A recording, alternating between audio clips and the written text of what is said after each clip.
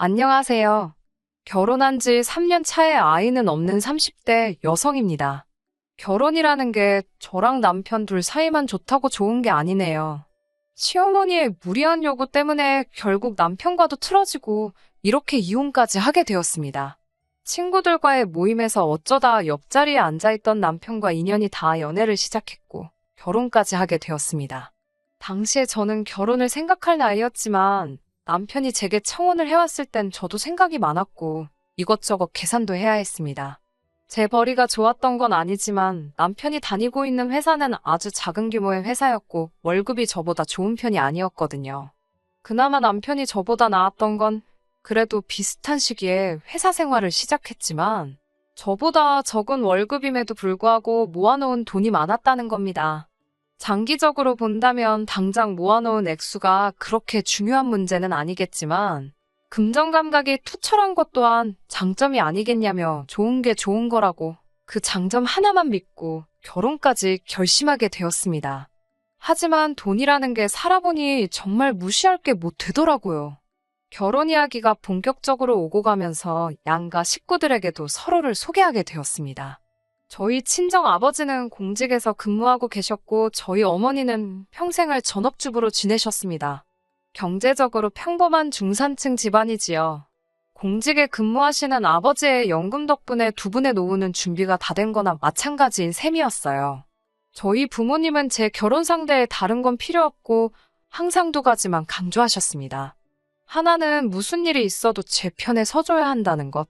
그리고 두 번째는 어른들의 노후 준비가 끝나 있어야 한다는 것이었습니다. 남편이 저희 집에 처음 인사드리러 온 그날에도 친정아버지께서는 그 두 가지를 가장 먼저 물어보셨어요. 남편은 씩씩한 목소리로 당연하다는 대답을 했고, 저희 부모님도 그 모습을 보고 이후에는 더 크게 묻거나 따지지 않으시고 결혼을 허락해 주셨습니다. 하지만 실상은 달랐어요. 남편은 결혼 승낙을 위해 거짓말을 했던 거나 마찬가지죠. 그게 진실이 아니었다는 건 결혼식을 올린 뒤에도 한참이 지나서야 알게 되었습니다. 제 편을 들어주겠다는 말이 사실일지언정 시부모님의 노후는 사실 하나도 준비되어 있지 않은 상황이었어요.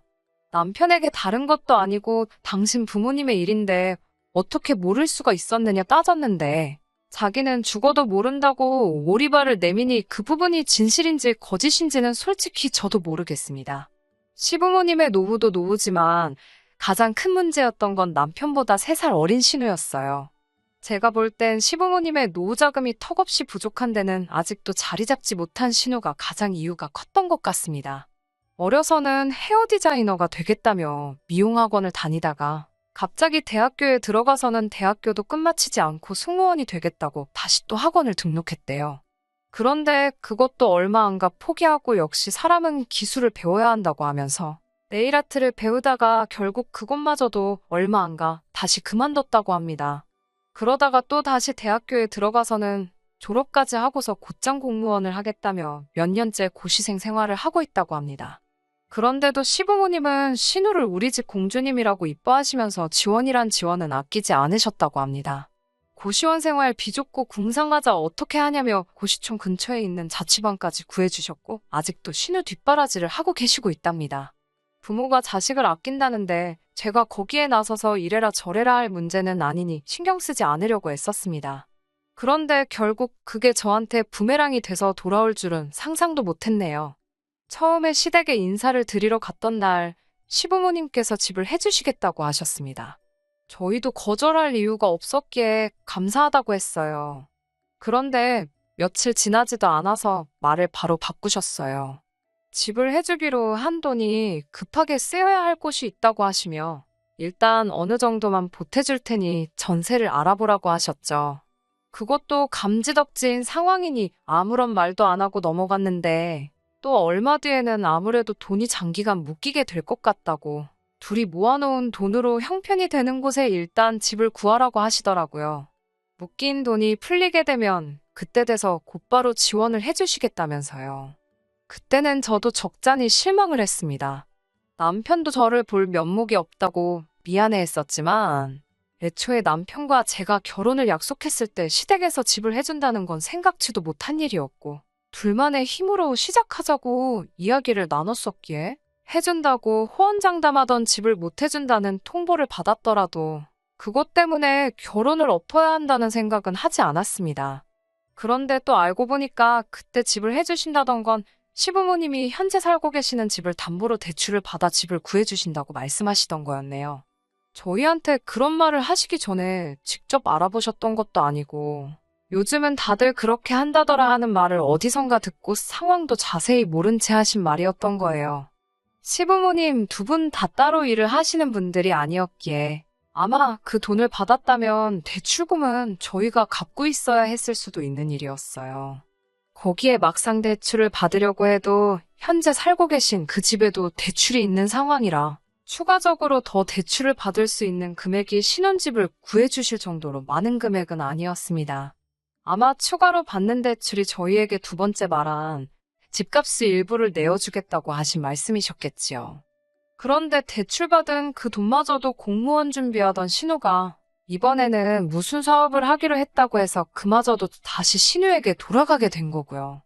자초지종을 알고 나니 차라리 모르는 게 나았겠다 싶을 정도로 머리가 아파왔어요. 남편에게 이런 말이 어떻게 들릴지 모르겠지만 시부모님 재산 상황이 도대체 어떻게 되는 거냐고 알고 있는 걸 전부 말하라 물었습니다. 그러자 남편도 자기도 이 정도일 줄은 몰랐다면서 보아하니 신우 뒷바라지하면서 지금 빚이 좀 있으신 것 같다고 하더라고요. 결혼 전엔 나한테 한 이야기랑은 달라도 너무 다른 것 아니냐고 했더니 남편은 아무 말도 못하고 고개만 숙이고 있었어요. 이미 시작한 결혼 생활인데 물을 수도 없는 일이고 단지 시부모님 빚에 저나 남편을 이유로 생긴 빚은 하나도 없으니 절대로 어떻게 해달라고 해서도 안 되고 알아서 해줘서도 안 되는 거라 말했습니다. 시댁과 어떤 일이로든 돈으로 얽히는 일만 없게 하자고 약속까지 했어요. 남편도 제가 하는 말이 맞다고 자기도 그렇게 해줄 이유가 없다면서 그런 일은 앞으로 없을 테니 걱정 붙들어매라고 자신있게 이야기했고요. 몇 번이고 제 말대로 하겠다는 남편의 약속을 저는 철석같이 믿고 있었습니다.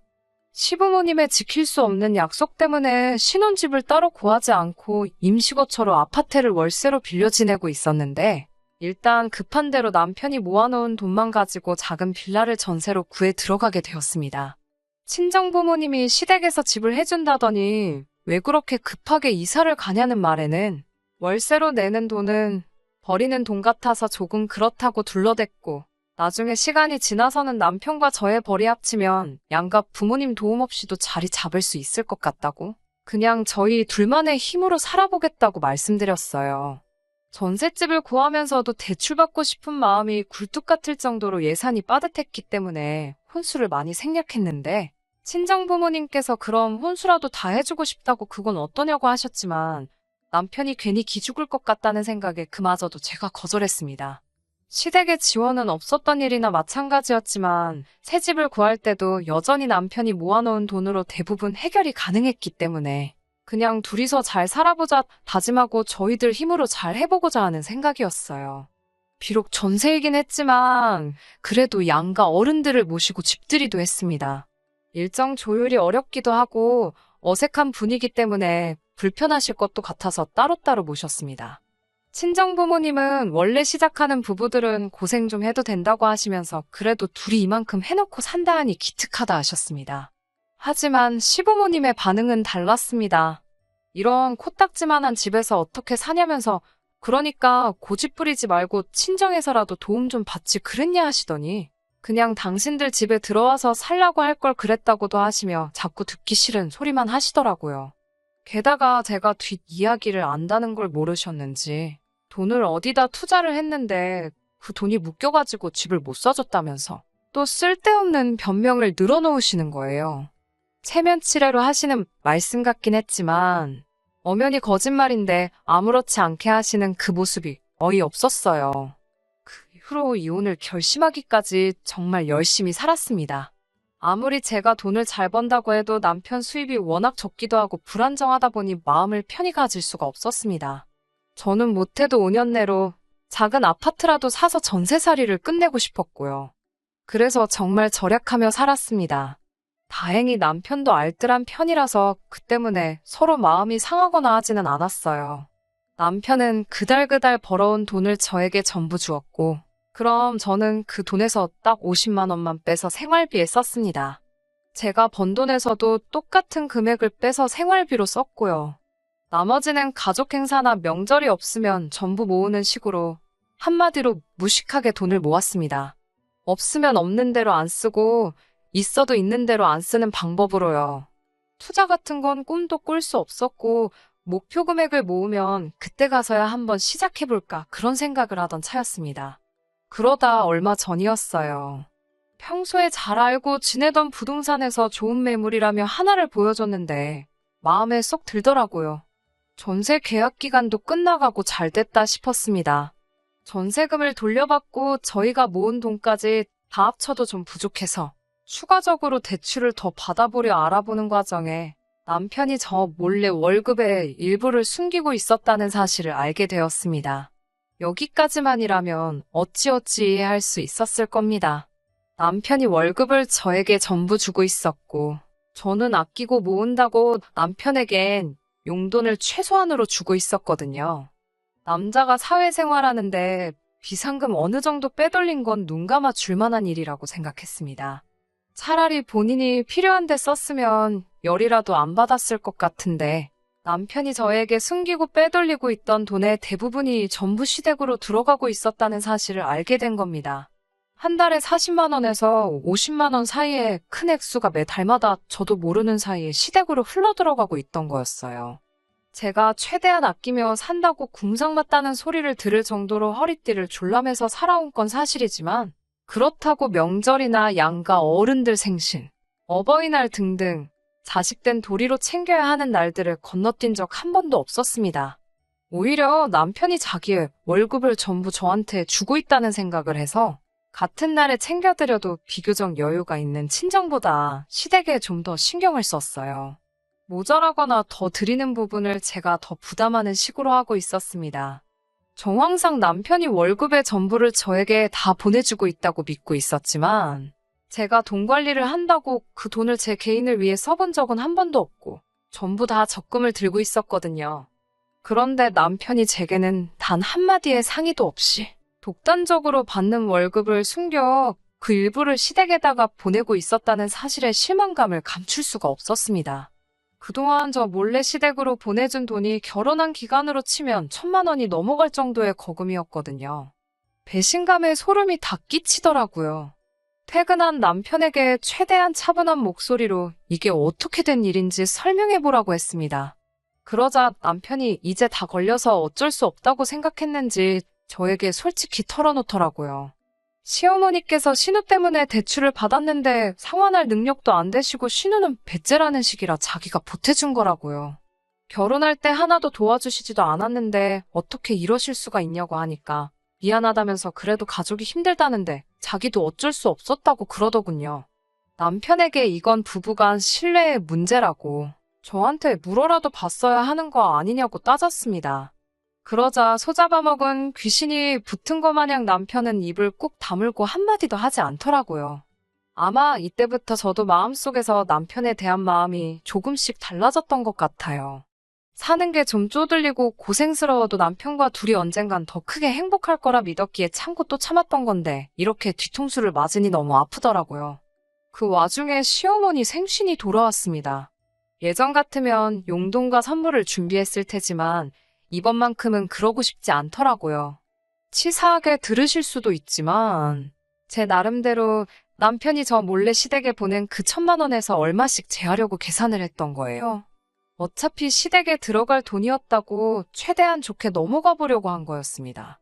시댁에 도착했는데 제 손에 아무것도 들려있지 않으니 딱 봐도 시어머니가 실망한 게 보였습니다만 아무것도 모르는 척했습니다.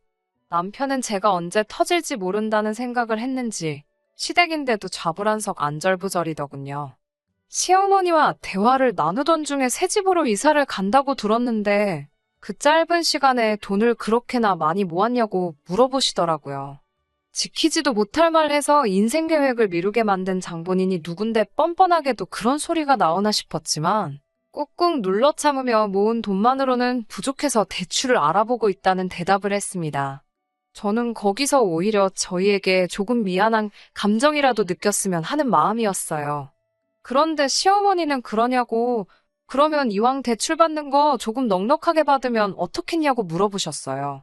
요 최근 들어 주식이니 뭐니 해서 따로 돈 굴리는 게 현명한 방법이라는 말을 많이 들어와서 대출을 많이 받는 편도 생각해보기도 했지만, 당시 저도 결혼한 지도 벌써 5년 차에 더 이상 돈 모은다고 자녀 계획을 늦출 수는 없다는 생각을 했고, 아이가 태어나면 아무리 짧게 잡아도 반년 가까이는 남편이 외벌이를 해야 하는데, 도무지 이자가 감당할 수 있는 수준이 아니란 걸 알고 진작에 마음을 접고 있었거든요. 다른 대답은 하지 않고 대출은 최소한으로 받으려고 생각 중이라고만 대답했습니다. 그래도 시어머니는 계속 이왕 받는 건데 넉넉하게 받으라는 식으로 저를 자꾸 회유했고요. 신우도 옆에서 요즘은 대출 받는 것도 능력이라고 받을 수 있을 때 최대한으로 받는 게 좋다는 식으로 말을 하더라고요. 내 집 사는데 대출을 제가 필요한 만큼만 받겠다는데도 자꾸 더 받으라는 식으로 나오니 뭔가 다른 꿍꿍이가 있는 게 아닌가 싶어서 슬쩍 의아하다는 식으로 반응했어요. 그랬더니 곧바로 대출을 넉넉히 받으라고 말한 진짜 속내를 이야기해오더군요. 신우가 새롭게 장사를 시작해보려고 하는데 가게를 얻을 돈이 없다면서 보증금이라도 얼마 더 보태주려고 그러신다는 거예요.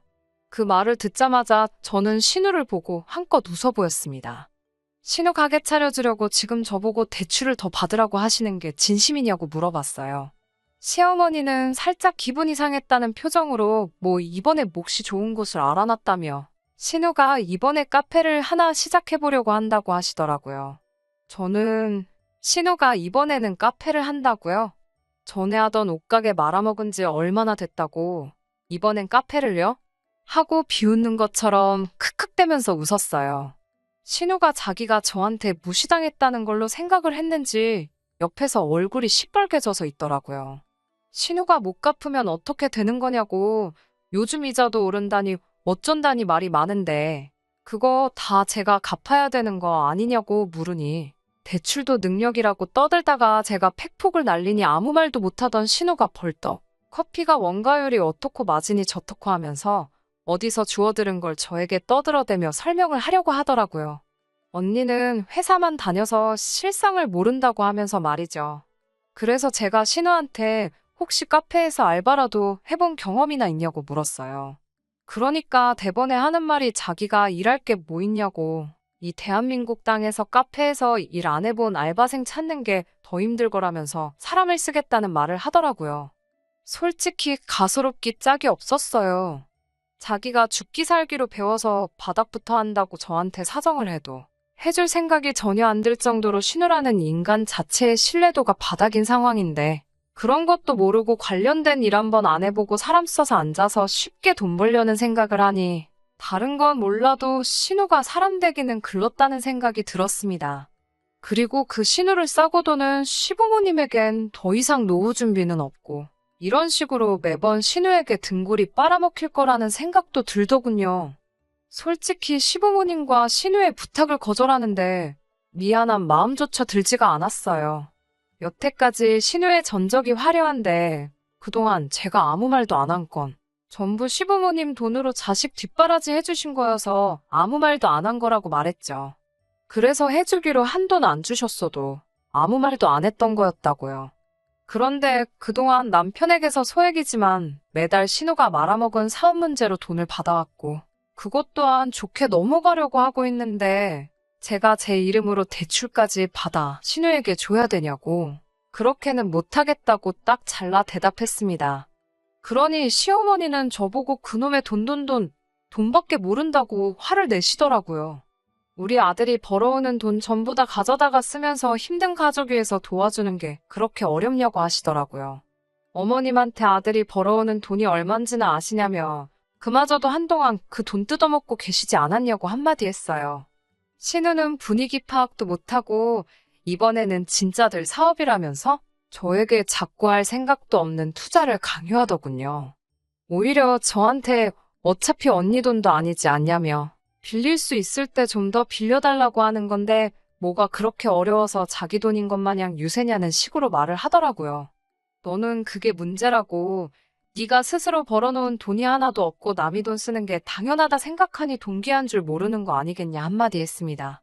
여태까지 너가 날려먹은 것만 생각해도 너네 부모는 노후가 끝나고 너네 오빠는 신혼집 번듯하게 갖고 시작했을 거라고. 제발 정신 좀 차리고 똑바로 살라고 한마디 했어요. 시부모님은 신우한테 팩폭 날리는 저를 보고 당연히 신우 편을 들며 저를 욕했죠. 이게 감히 어디서 함부로 입을 놀리냐며 당장 신우한테 사과하라고 성하더라고요. 가족이 필요할 때 도와주는 게 마치 어디서 잘하고 있는 애 길을 꺾고 있냐면서요. 어차피 가족의 일원이 되고 싶은 마음도 없었지만 이런 식으로 남의 도움 필요할 때마다 가족 취급받으며 원하는 대로 해줘야 하는 거라면 그냥 오늘부로 가족 안 하겠다고 말하고 시댁에서 나왔습니다. 주차장까지 쫓아나온 남편이 아무리 그래도 그렇지 네 말이 너무 심했다고 다시 그 집구석으로 들어가 자기 가족들한테 또다시 사과하랍니다. 솔직히 그때 저를 붙잡고 가족들이 절에서 미안하다 사과하는 신용이라도 보여줬다면 믿음이라도 갔을 텐데 그 말을 듣자마자 정말 마음속에 가늘게나마 남아있던 신뢰의 끈이 끊어져 버렸어요. 뭐 이런 일로 이혼까지 가냐고 하실 분들도 있지만 저는 참을 만큼 참았던 것 같아요. 더 어이없던 건 저는 어떻게든 저와 남편의 재산이 증식한 데 있어서 제가 기여한 바를 인정받아 이혼 시에 재산 분할을 받아내려던 계획이었는데 남편 쪽에서 먼저 집값과 예금의 일부를 떼어줄 테니 이혼해달라고 먼저 연락이 왔어요. 기어이 신우 카페를 차려주기 위해 급한 자금 조달을 위해서 이혼 조건을 먼저 가지고 나온 거였어요. 집 정리에다가 그 돈 가지고 신우 가게 차려줄 계획이었나 봅니다.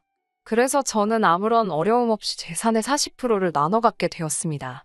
여태까지 함께 해온 시간값이라고 하기에는 터무니없이 부족한 금액이지만 괜찮아요. 이젠 더 이상 더러운 꼴 참아가며 살 이유가 없어진 거나 다름없으니까요. 제가 나서지 않아도 신우는 또 한 번 실패의 쓴맛을 알게 될 테고 온 시댁 식구의 돈을 갈아 넣은 사업은 다시 망하게 될 게 안 봐도 뻔합니다. 이렇게 먼발치서 아무것도 안 하고 그 집구석이 망하는 걸 지켜보고만 있는 것도 충분히 좋은 복수라고 생각하네요. 이겨낼 아픔조차 없어요. 온 가족들 돈 그렇게 영끌에다가 얼마 안 가서 저렇게 온 가족 데리고 나라까지 떨어질 그 집구석을 생각하니 벌써부터 속이 후련하네요. 대체 신우에 뭘 믿고 그렇게 돈을 들이 부을 수가 있는 걸까요? 정말 가족의 정 그것 하나 때문이라면 정이라는 건 정말 무서운 것 같습니다. 쏜살처럼 빠르게 흘러간 세월은 되돌릴 수 없겠지만 지금이야말로 더 새롭고 행복한 미래를 위해 나아가야겠어요. 끝까지 들어주셔서 감사합니다. 오늘의 사연은 여기까지입니다. 구독과 좋아요, 알람 설정 부탁드리고 더 좋은 사연으로 다시 찾아뵙겠습니다. 감사합니다.